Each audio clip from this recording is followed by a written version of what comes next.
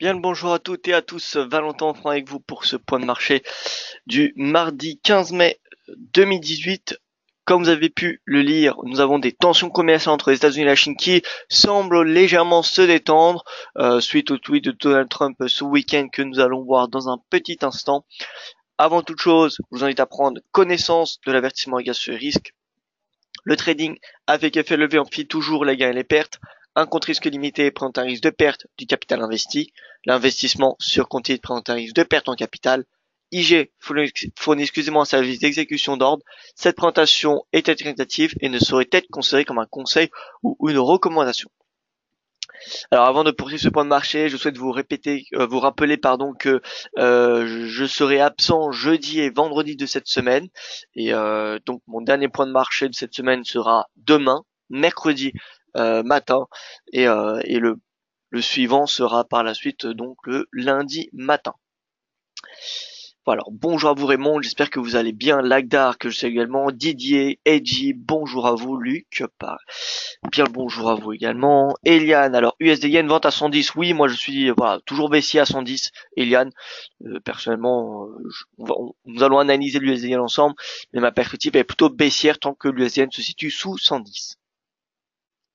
Alors au niveau du briefing d'actualité, comme on peut voir, on a eu un léger gain ce matin, des légers gains encaissés en Wall Street hier, mais qui n'ont pas permis une progression des marchés actions asiatiques ce matin. On a les tensions commerciales États-Unis-Chine qui semblent s'apaiser suite au tweet de Donald Trump indiquant que le président chinois Xi Jinping et moi-même, je cite, travaillons ensemble pour donner à la grande compagnie de téléphone chinoise ZTE un moyen de reprendre rapidement les affaires aux États-Unis, étant donné qu'ils étaient sanctionnés, par l'administration américaine. Trop d'emplois ont été perdus en Chine, le département du commerce américain a été chargé de le faire. Voilà, donc a priori il y a une volonté de Donald Trump pour rétablir l'activité du géant chinois ZTE aux États-Unis. Et par conséquent, on a le vice-premier ministre chinois qui se rendra aujourd'hui aux États-Unis. Du côté du pétrole, alors on a le ministre de l'énergie des Émirats arabes unis qui a déclaré que l'OPEP dispose suffisamment de capacités de production inutilisées pour compenser toute baisse d'approvisionnement de l'Iran suite au retour de sanctions américaines.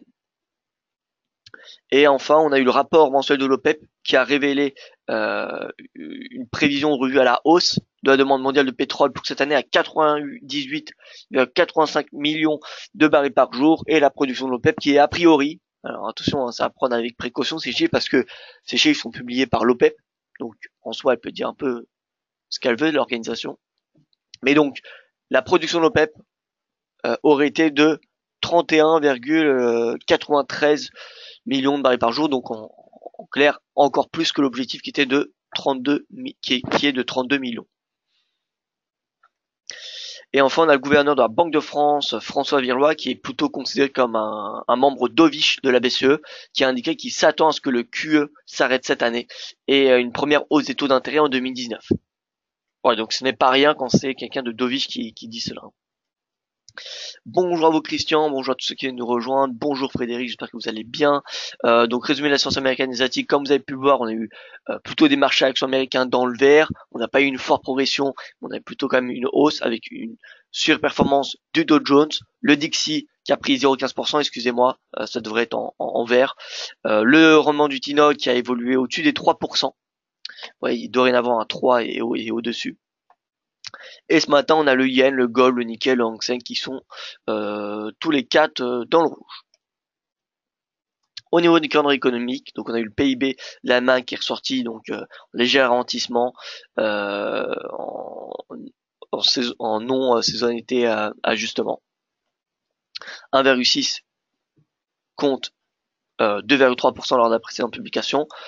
Nous aurons l'indice allemand et de la zone euro qui seront publiés tous les deux à 11h. Et enfin les ventes au détail avancées qui seront très importantes aux États-Unis à 14h30.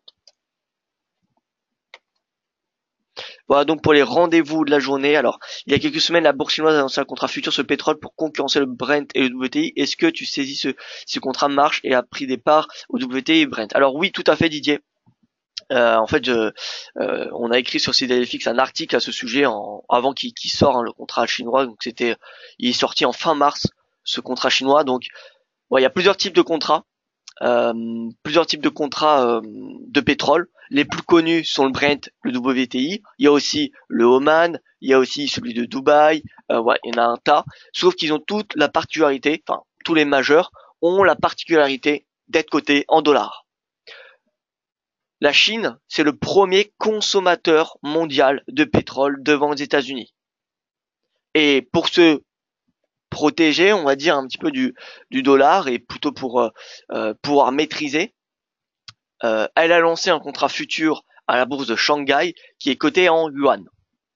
Donc c'est le premier vraiment contrat majeur qui pourrait concurrencer à terme le WTI ou le Brent, ou en tout cas, du moins être une référence du baril dans la région asiatique. Alors quelles sont les parts?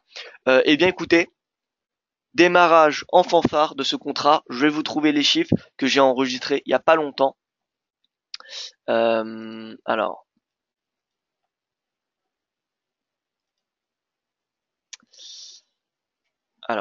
je vous trouve cela. Et vous allez voir que vraiment le contrat commence plutôt bien.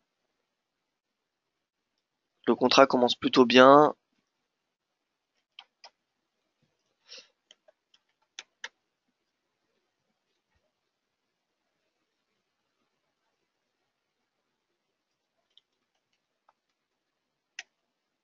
Alors, je vous cherche là dans mes fichiers.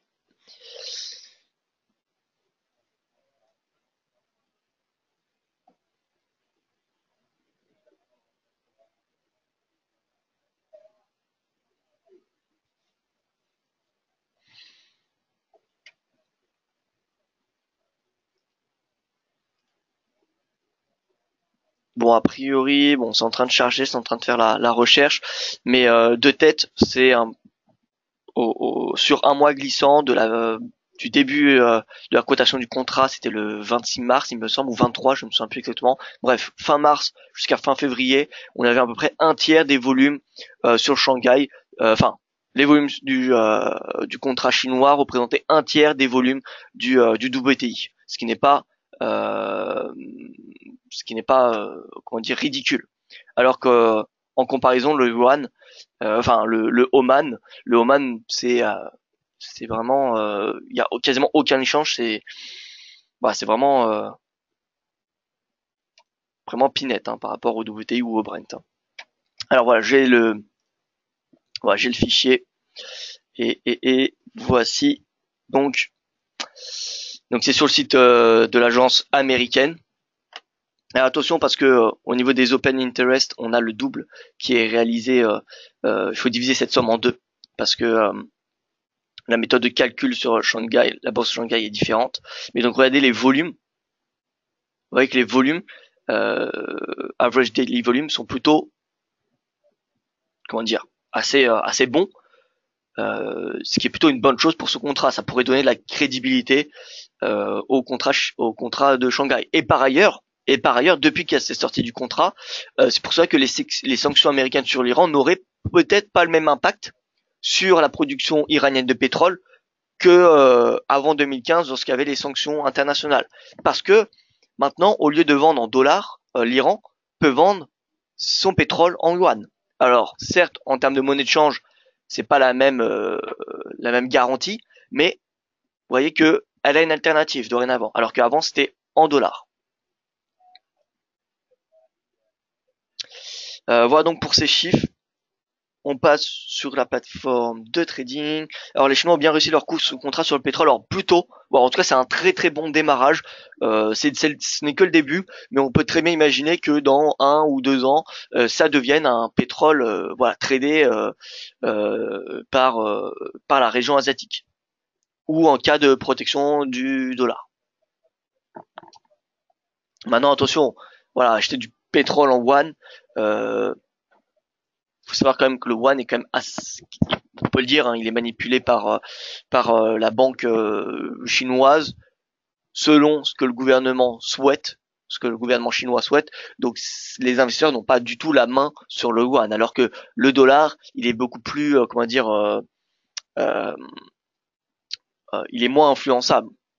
Concrètement, le gouvernement américain n'a pas de main directe sur la Fed. Certes, elle élit le gouvernement américain élit la personne à la tête de la Fed, mais la Fed est une institution indépendante. Donc voilà. Alors que la Chine, demain, si elle souhaite baisser la valeur du yuan, elle le fait en un claquement de doigts. Pour le dollar, ce n'est pas possible.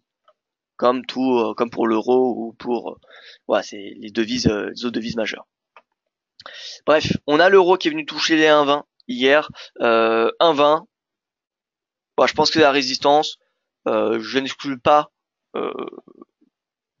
une potentielle hausse au-dessus des 1,20 à très court terme cette semaine. Cette semaine, je reste plutôt neutre sur le dollar, malgré le petit rebond qu'on a eu en fin de séance. Voilà, je pense qu'on va avoir une respiration. Je ne sais pas si on a fait le point bas hier, mais voilà, je reste neutre pour le moment. Donc concrètement, l'euro, je le vois bien revenir à 1,20. Peut-être pas aujourd'hui, mais si ce n'est pas aujourd'hui, ce sera probablement demain ou d'ici la fin de semaine. Au niveau du GBP USD qui consolide, comme on peut constater, le GBP qui est assez puissant ces dernières séances, qui est revenu un petit peu à la charge, comme vous pouvez le constater.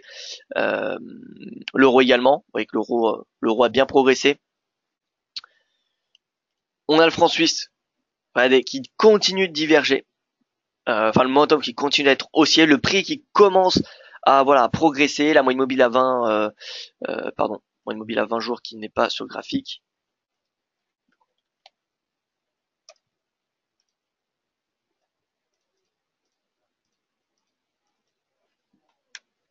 Voilà, moyenne mobile à 20 jours qui est en train d'être testé ce matin. En cas de franchissement de cette moyenne mobile, ce sera un premier signal haussier. Ce que j'attendrai réellement, c'est que le RSI franchisse 50, ce qui me laisserait suggérer un rebond important. Un rebond important de l'ordre d'au moins 38% de correction de la précédente tendance. Ce qui veut dire, vous voyez, vers sa note de prix, donc c'est pas tradable cet indice. Alors j'insiste sur le fait que c'est un indice, c'est pas l'USD CHF qui est inversé, parce que hier j'ai eu j'ai eu le droit à un commentaire sur Twitter disant que cet index était l'euro-dollar et donc à 1,35 nos graphiques étaient, les graphiques étaient pas à jour. Non, c'est bien l'euro, c'est bien l'euro index, c'est pas l'euro-dollar. Voilà, ça n'a rien à voir. Tout comme le CHF index n'est pas l'USD CHF qui est inversé.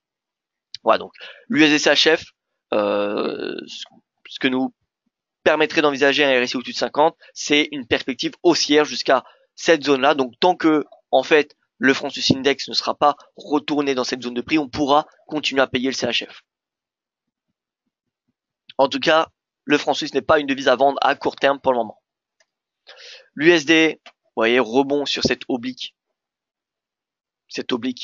baissière qui faisait pression, vous voyez, depuis 2017, c'est la même oblique qu'on retrouvait sur Dixie, sauf que là on a eu un parfait pullback, le rebond, le CAD qui se maintient à ses sommets, perspective neutre sur le CAD personnellement, l'AUD, vous voyez, qui a toujours du mal à progresser, on a eu une belle impulsion haussière vendredi dernier, mais depuis, vous voyez, on a une stabilisation, le RSI qui bloque, vous voyez, sous les 55 points, donc voilà, on n'a pas vraiment de direction pour le moment sur l'AUD, donc c'est pas le moment de rentrer à l'achat.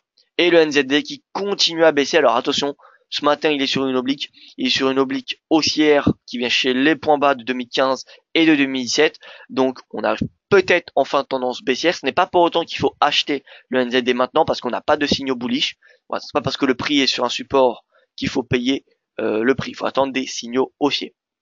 Pour le moment, nous n'en avons aucun. Donc c'est pas le moment de rentrer à l'achat sur le NZD. Le fait que le NZD Index soit sur un niveau de support, ça invite simplement à prendre des bénéfices, des premiers bénéfices en tout cas sur le NZD. Pas forcément prendre tous les bénéfices, mais au moins une partie, parce que c'est possible que le NZD Index s'enfonce plus bas que le prix actuel. C'est pas parce qu'il y a une oblique de long terme que le prix va forcément rebondir dessus. C'est s'il y a un rebond qu'on pourra passer long sur le NZD et prendre l'intégralité des bénéfices short.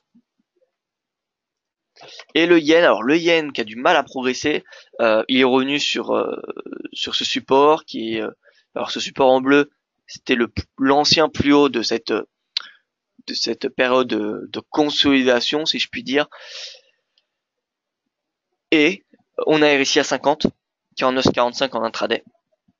Et également sur la moyenne mobile avant séance. Donc on est sur un niveau timing important sur lequel, dans lequel le yen index pourrait rebondir ou alors émettre un signal baissier. Donc patience sur le yen. En clair, ce matin, la seule direction qu'on a, eh bien, c'est pour un moment, je pense, l'euro et le JBP qui sont orientés, je dirais, à la hausse à court terme. Je dis bien à court terme. Bonjour, je pense avoir identifié une figure en diamant D1 sur JPP USD. Alors, regardons cela de plus près. JPP USD diamant. Alors, c'est très très rare. Alors, je vois ici. Alors, problème, diamant, ça prend un certain temps à se faire. Pour moi, ce n'est pas un diamant parce qu'on n'a pas de rebond. Alors qu'un diamant, voilà, c'est vraiment qu'est-ce que c'est un diamant? C'est un triangle ouvert et un triangle fermé qui sont regroupés. Or là, on a, à part si vous considérez cette figure comme un triangle ouvert et cette figure comme un triangle fermé, dans ce cas-là, oui, c'est un diamant. Mais un diamant, normalement, ça prend pas mal de semaines à se former et c'est beaucoup plus ample. Vous voyez, on voit des rebonds, des oscillations dans cette configuration. Alors, c'est pas un diamant sur du journalier. Par contre, peut-être qu'en 4 heures, on peut dire que c'est un diamant. Enfin, et même en 1 heure, c'est compliqué. Hein.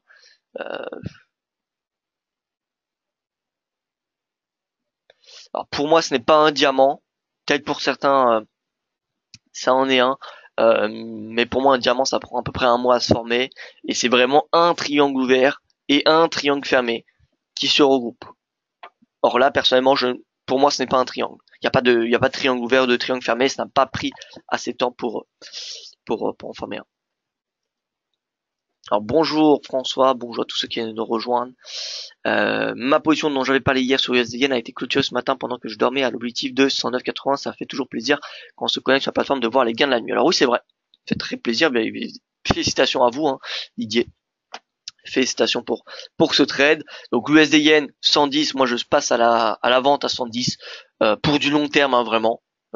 Si vous n'êtes pas de long terme, alors oubliez cette stratégie. Mais voilà, comme je vous ai dit, Barclays hier, comme je vous ai dit hier, oui, Barclays a un objectif à 94 pour le troisième trimestre. Ça peut paraître dérisoire, c'est 1500 pips quasiment, hein. C'est 1400 pips depuis le prix actuel en l'espace de maximum 6 mois. Donc c'est beaucoup.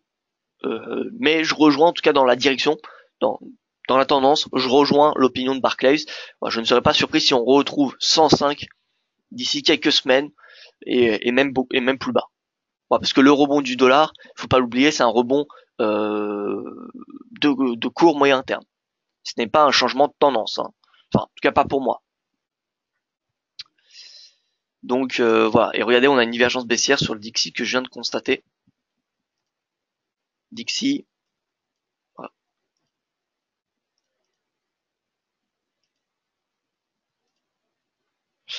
Alors, la divergence, donc sommet. Pour ceux qui voient pas bien l'angle, on va mettre une extension et là on voit bien que la droite est à la baisse. Donc on a des sommets de plus en plus bas sur le RSI, alors qu'on a des sommets de plus en plus hauts sur le prix. Bon, toutefois, le RSI, il est majoritairement bullish, il est à 65, donc il est très loin d'être en momentum baissier. Mais en tout cas, on a une divergence. Le NZD-USD, donc poursuite de la baisse, malgré le fait que le NZD index soit sur support, rien ne nous dit que le NZD n'a pas encore une marge de baisse. L'USDK de consolidation, c'est pareil. Les paires majeures ont plutôt consolidé hier, hein, si vous regardez, que ce soit l'euro-dollar, le GBP, l'USDK, l'USD franc suisse, peu importe. On a eu une consolidation concrètement des paires majeures. Pourquoi? Parce que le dollar, tout simplement, a consolidé. Regardez, a consolidé, a légèrement progressé, mais on n'a pas eu un mouvement très très important. Et dans le même sens, on a eu l'euro qui a progressé, le GBP qui a progressé, le CHF qui a progressé, le CAD qui a progressé. Donc forcément, on a beaucoup de doji sur les paires majeures. Donc quelle paire vendre actuellement?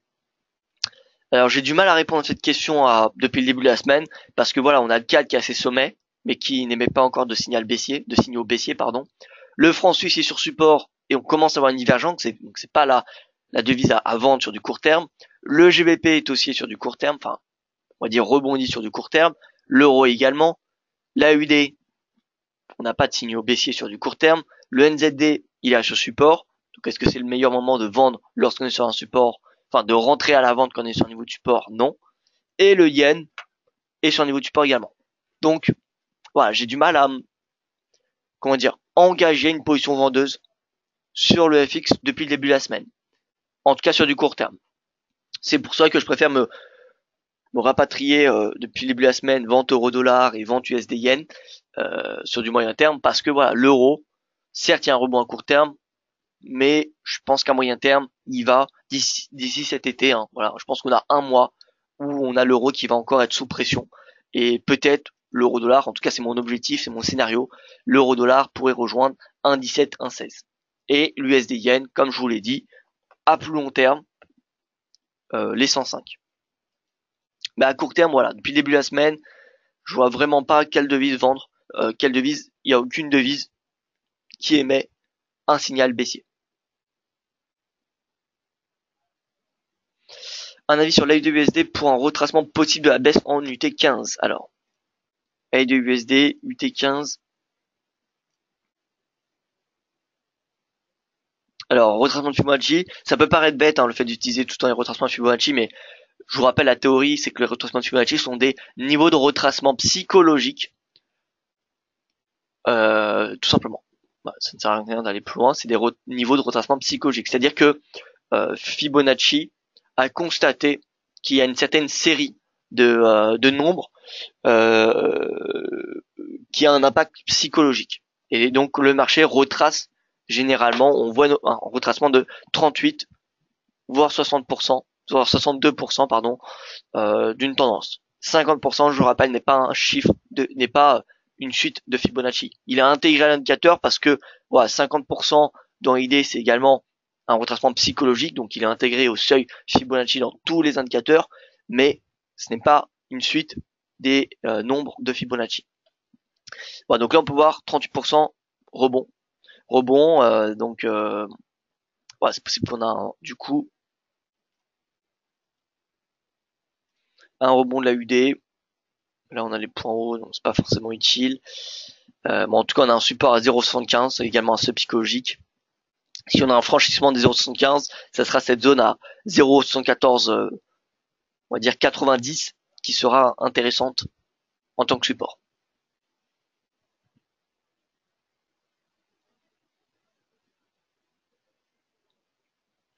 Et ce qui n'est pas tant que le CAC corrige, puisque la barrière de 5118 semble difficile à franchir. Alors, je suis plutôt d'accord avec vous, Didier. Alors, on va passer sur les indices, étant donné que, comme vous l'avez compris ce matin, il n'y a pas vraiment de stratégie à très court terme pour quelques séances. Voilà, c'est vraiment euro-dollar et USD-yen. Donc, j'ai des perspectives, comment dire, plutôt fortes et à la baisse sur du moyen terme. Mais outre ces deux stratégies, moi, j'en ai pas vraiment, à part la UDNZD. Pour ceux qui ont toujours la position acheteuse sur la UDNZD, vous pouvez la maintenir jusqu'à 1,1. C'est possible. Voilà, donc je passe aux indices. Le CAC. Est-ce que c'est le temps pour une correction? Ça me semble plus que possible. Alors, j'ai un seuil qui est parti. 5500 points. Ça me semble fortement possible. Pourquoi? Parce que déjà, on a des cours de pétrole qui ont du mal à progresser. Alors certes, hier, ils ont le Brent a légèrement progressé, mais le brut il restait sous pression. Donc on a eu un signal, des signaux divergents entre les deux cours. On n'a pas eu une réelle nouvelle impulsion sur les cours de pétrole hier. Donc cours de pétrole, je pense que le risque d'approvisionnement qui pèse sur le Moyen-Orient, que ce soit sur la Syrie, sur l'Iran, ont été globalement intégrés au prix.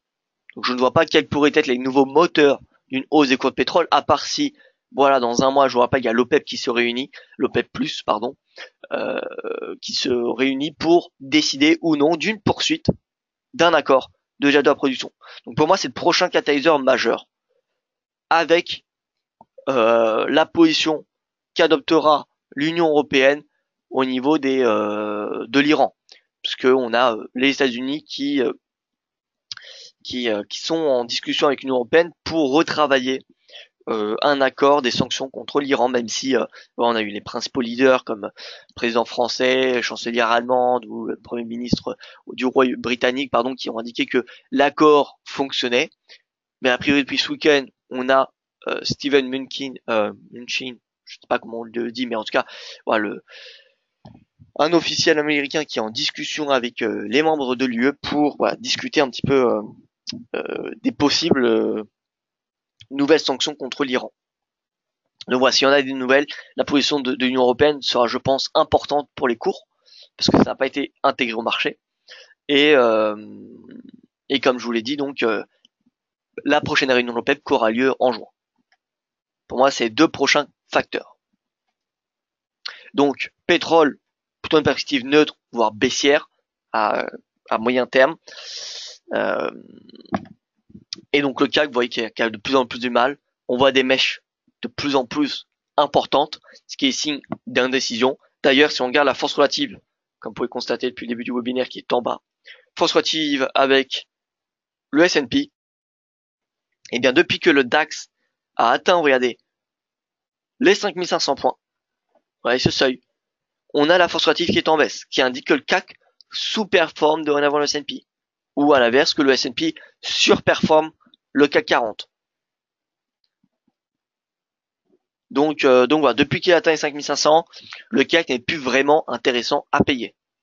Par contre, le DAX a une marge de progression peut-être un peu plus intéressante. Néanmoins, on peut le constater également que depuis la semaine dernière, on a le DAX qui sous-performe le S&P, l'Eurostoxx, et du coup c'est pareil. Hein. Si on a le CAC et le DAX qui sous-performent tous les deux le S&P, eh bien l'Eurostoxx c'est pareil. Donc voilà, c'est pas forcément le meilleur moment pour se positionner à l'achat sur les indices européens, d'autant plus que l'euro est attendu à la baisse, donc on a un effet taux de change. Donc si vous positionnez sur les indices américains alors que l'euro baisse, ça sera bien mieux que si l'euro progresse. Voilà donc. Pour moi, le S&P à court terme, les indices américains sont beaucoup plus intéressants. Le Nasdaq, pour moi, ça se paye jusqu'au sommet, donc à 7200 points. Regardez le FANG Index. FANG Index, ça c'est les plus historiques. Malheureusement, on n'a pas suffisamment d'historique. Mais ce qu'on a ici en mars, c'est les plus historiques du FANG Index qui est composé, cet indice, des mastodontes technologiques, hein, et pas que, mais vraiment ceux qui se font beaucoup entendre, Tesla, Twitter, Facebook, Amazon, Apple, Google, Microsoft, Alibaba, Baboo. Voilà, on a vraiment un tas de mastodontes technologiques qui sont cotés sur cet indice, qui ont une pondération équivalente, pondération à 10%, peu importe la captation boursière des entreprises, chaque action, donc il y en a 10, vous l'aurez compris, a une pondération de 10% dans l'indice. Et donc, on a le FANG qui revient à ses sommets, donc on voit bien que il surperforme à nouveau Wall Street. Regardez, pareil, on a la force relative avec le S&P en dessous. On a le scandale de Facebook mi-mars, c'était le 17, donc c'est sorti pendant le week-end. Donc le 19 mars, chute du FANG Index, sous-performance par rapport au S&P.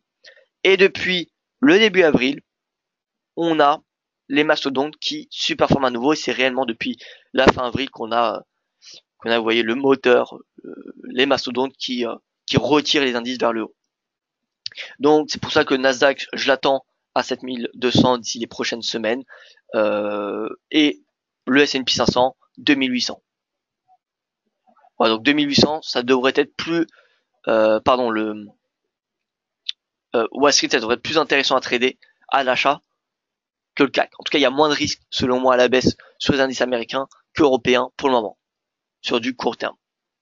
Donc, S&P achat jusqu'à 2008, Dow possible d'acheter jusqu'à 2550, le Nasdaq jusqu'à 7200, Et voilà, tout simplement. Donc le CAC, je m'attends à une consolidation, un léger retracement. Si on utilise les retracements de Fibonacci, regardez, en 4 heures, on a un beau canal sur lequel le cours rebondit.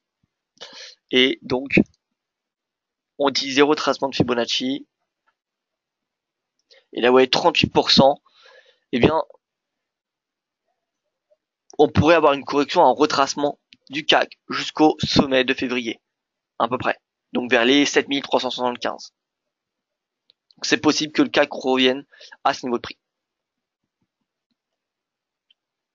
Le DAX, en 4 heures, vous voyez que lui, il a une phase de digestion, alors que le CAC n'en a pas du tout eu, hein, c'était une ascension linéaire. Donc le DAX, on a eu une phase de digestion, donc je pense que le retracement devrait être beaucoup moins important. Vous voyez que de cette impulsion, 38%, ça donne une baisse possible jusqu'à 12 008. Donc le DAX a peut-être une baisse jusqu'à 12 008. Ça va dépendre également de votre opinion sur l'euro. Moi personnellement, cette semaine, je suis neutre, donc on ne devrait pas avoir de pression, on va dire, venant de l'euro sur les indices européens, ce qui empêcherait un retracement plus important. Donc voilà, je m'attends pas à un retracement de 50% de la précédente impulsion. À part si l'euro repasse au-dessus des 1,20. Dans ce cas-là, oui, on pourra anticiper une correction beaucoup plus importante parce que l'euro fera pression sur les marchés actions européens. Mais dans le cas contraire, dans le cas où l'euro consolide sous les 1,20, ça ne devrait pas poser de risque pour les indices européens. DAX, donc en intraday, vous voyez cette moyenne mobile qui peut être utilisée comme support à 12 912 avec des points pivots, ça peut être intéressant. Les prix de clôture également hebdomadaires.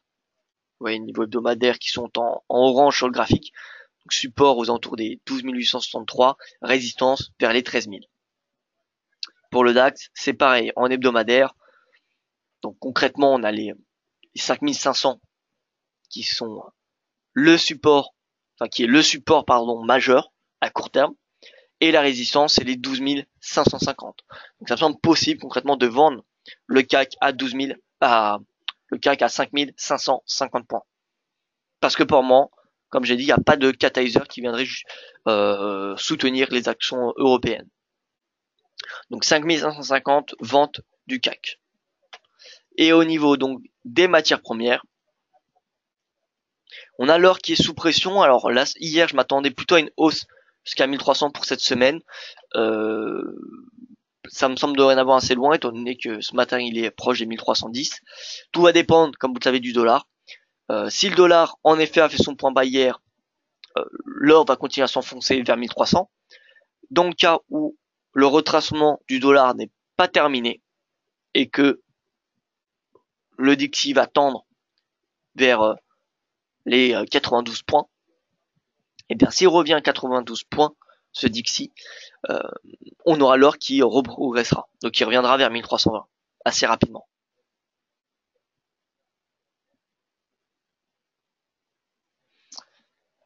Donc voilà pour ce qui est de l'or. L'or, je suis plutôt neutre à court terme, comme le DXY ou comme l'euro. Donc or, dollar, euro, personnellement, je suis neutre.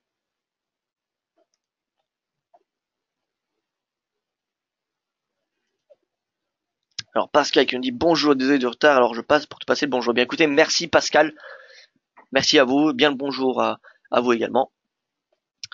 Peut-être une augmentation de la volatilité sur les paires en GBP à 10h30 avec plusieurs statistiques anglaises liées à l'emploi et au chômage. Oui, il y a beaucoup de statistiques anglaises qui seront publiées à 10h30, notamment les salaires. C'est la composante la plus importante, étant donné que l'inflation est pour le moment en baisse, ce qui n'est pas bon pour la spéculation, parce que une inflation qui ralentit dans le cas du Royaume-Uni, c'est une bonne chose pour la Banque d'Angleterre. C'est une bonne chose pour la Banque d'Angleterre parce qu'elle n'a pas à relever ses taux. Et pourquoi c'est bien qu'elle ne relève pas ses taux? Parce que sa croissance, elle est molle. Au premier trimestre, c'était de 0,1%. Donc croissance molle, à cause bien évidemment des inquiétudes sur le Brexit, qui pèsent sur l'économie, et des taux qui augmentent, c'est moins de crédit. Moins de crédit, moins de consommation, moins de production. Voilà. Donc c'est pour ça que Dans le cas du Royaume-Uni, c'est la hausse des taux, comme vous le savez, ça a été uniquement dû à l'importante inflation qui touchait le Royaume-Uni l'année dernière, qui ralentit depuis novembre de l'année dernière, donc c'est une bonne chose. Donc pour moi, il n'y a pas de raison, vraiment, hein, qu'il n'y a pas de nécessité pour que la Banque d'Angleterre augmente à nouveau ses taux. Par contre, si on a le salaire britannique, donc revenu horaire, ex-bonus et revenu moyen, bonus compris, si on a ces deux composantes qui progressent, plus que le taux de chômage, hein, le taux de chômage il est déjà bas, c'est pas une baisse de 0,1 point qui va affecter le GBP. C'est vraiment les bonus. Si on a un salaire, des bonus, vraiment des revenus qui sont en hausse, donc là vous voyez que attendu à 2,9% sans les bonus, ce qui est une bonne chose. Donc si on a une accélération, si on a une hausse des revenus, on aura donc une hausse de la consommation, donc une hausse de la consommation et donc une hausse de l'inflation. Voilà, donc cette composante sera importante. Donc oui, retour de la volatilité sur les paires en GBP à 10h30.